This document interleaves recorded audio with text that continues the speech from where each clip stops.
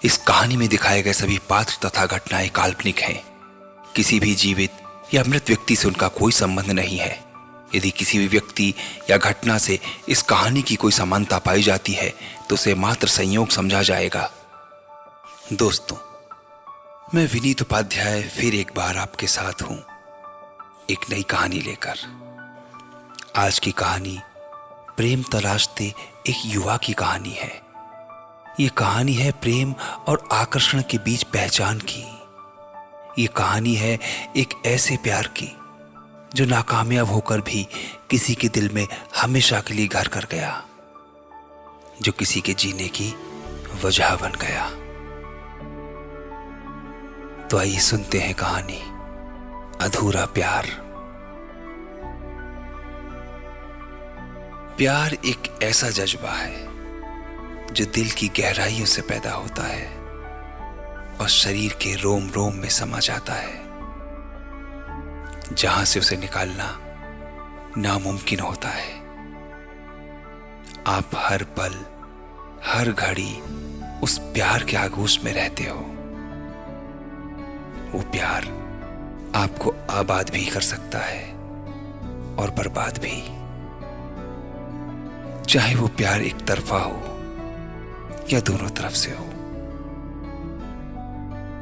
तो ये किस्सा शुरू हुआ था व्हाट्सएप पर लगी एक डीपी से। जी हां, उसका नंबर मेरी फोन बुक में कब और कैसे आ गया मैं नहीं जानता, लेकिन जब भी मैं उसकी डीपी में उसकी फोटो लगी देखता तो उसे देखता ही रह जाता। उसके वो रेशमी घने बाल, हिरनी जैसी चंचल आंखें, गुलाबी होंठ और थोड़ी के ऊपर वो बड़ा सा दिल जिसने उसकी खूबसूरती में और भी 4 चांद लगा दिए थे। मैं अक्सर व्हाट्सएप खोलकर घंटों उसकी डीपी को निहारा करता। कई बार मैंने उसे मैसेज भेजने की कोशिश भी की, लेकिन कभी हिम्मत ही नहीं हुई। लेकिन हां, रोज उसकी डीपी को देखना बदस्तूर जारी रहा, और वो भी अपनी डीपी बदल बदल कर मेरे दिल का चैन चुराने में कोई कसर नहीं छोड़ती थी। एक दिन उसने किसी शॉपिंग मॉल में एक डमी के साथ सेल्फी ली और उसे अपनी डीपी पर लगा दिया। अपने सभी काम निपटाकर जब रात को मैंने व्हाट्सएप खोलकर उसकी डीपी देखी, जो कि मेरा रोज का काम बन चुका था, तो मैंने उसकी वो डमी के साथ वाली फोटो देखी।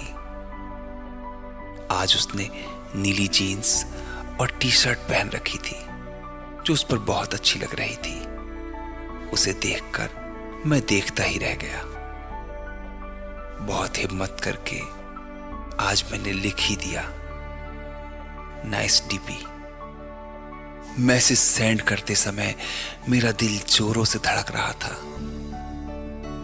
ऐसे किसी को अचानक मैसेज करना, पता नहीं उसे पसंद आएगा या नहीं, लेकिन थोड़ी ही देर में उसका रिप्लाई आ गया। उसने एक हंसी वाली इमोजी बनाकर पूछा, किसकी, मेरी या मेरी सहेली की? उसके जवाब से मेरे अंदर एक हिम्मत सी आ गई। मैंने लिखा, आपकी सहेली तो बेजान है, मैं तो आपकी बात कर रहा हूं। उसने फिर पूछा, अच्छा, आप मेरी बात कर रहे हैं, तो क्या अच्छा लगा आपको मेरी डीपी में? उत्तर देते हुए मैंने उसका पूरा नक्शिक वर्णन करके एक लंबा सा मैसेज भेज दिया। मैंने लिखा कि अब क्या कहूं, आपका चेहरा बहुत कुछ कहता है। आपके ये घने रेशमी बाल किसी को भी मदहोश करने के लिए काफी हैं। कितना खुश नसीब होगा वो जो इन जुल्फों में खो जाएगा। आपकी ये नशीली आंखें एक गहरी झील की तरह लगती हैं। जिनमें डूब जाने का दिल करता है। आपके ये गुलाबी होंठ मानो कुछ कहना चाहते हैं। आपकी ये चितवन किसी को भी होश खो देने के लिए काफी है। सच कहूं तो आप बला की खूबसूरत हैं। शायरी करते हुए मैंने लिखा, नजर को नजर की खबर ना लगे, कोई अच्छा भी इस कदर ना लगे। आपको देखा है बस उस नजर से, जिस नजर से आपको नजर ना लगे। शर्म से लाल चेहरे वाली एक इमोजी भेजते हुए उसने पूछा, अच्छा इतना कुछ कहता है मेरा चेहरा? मुझे तो पता ही नहीं था। फ्लर्ट कर रहे हो मुझसे? मैं बिल्कुल सही कह रहा हूं, मैंने कहा। तो अब तक और कितनों से कह चुके हो ये सब? उसने पूछा। You are the only one, trust me, मैंने कहा। अच्छा, पर मुझसे ही क्यों कहा? क्योंकि आप मुझे अच्छी लगती हो। ऐसा क्या है मुझ में, क्यों अच्छी लगती हूं? पता नहीं, पर कुछ तो है आप में कि आप मुझे बहुत अच्छी लगती हो। यही तो पूछ रही हूं, क्यों अच्छी लगती हूं?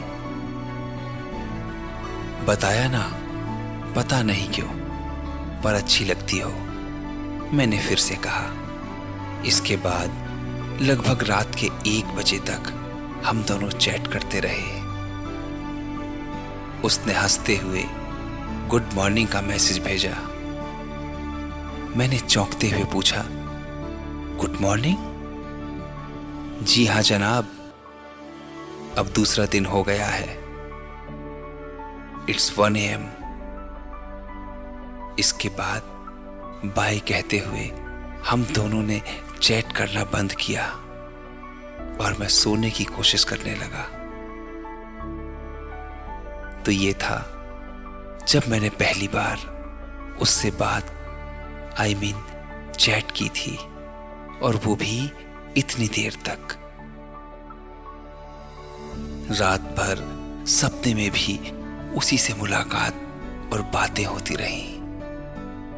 सुबह जब आंख खुली तो सबसे पहले मेरा हाथ मेरे मोबाइल पर गया।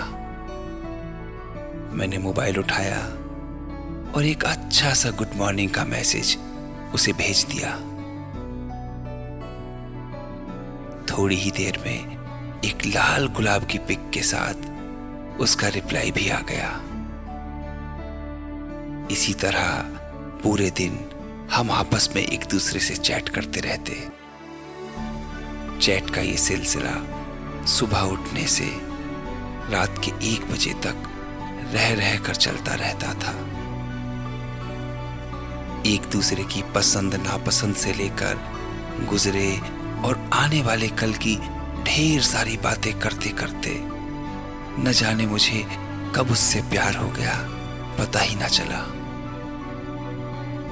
कुछ था जो हम दोनों में कॉमन था, जो हम एक दूसरे की ओर खींचे चले आते थे। वो था शेर व शायरी और गाने का शौक। ये बहुत ताज्जुब की बात थी कि महीनों से हम दोनों सिर्फ चैट ही किए जा रहे थे और फोन करने के लिए एक दूसरे के पहल करने के इंतजार में थे कि पहले वो बात करना शुरू करे। इसीलिए अब तक हम दोनों में केवल चैट ही होती आई थी। क्या ये सिलसिला आगे बढ़ेगा? आगे क्या होगा? जानने के लिए जुड़े रहिए हमारे साथ, क्योंकि कहानी अभी बाकी है। बहुत जल्द हम कहानी का दूसरा भाग लेकर फिर आपके साथ होंगे। आपको ये कहानी कैसी लगी कमेंट करके जरूर बताइएगा। और हाँ, अगर आपने अब तक इस चैनल को सब्सक्राइब नहीं किया है तो आज ही सब्सक्राइब कीजिए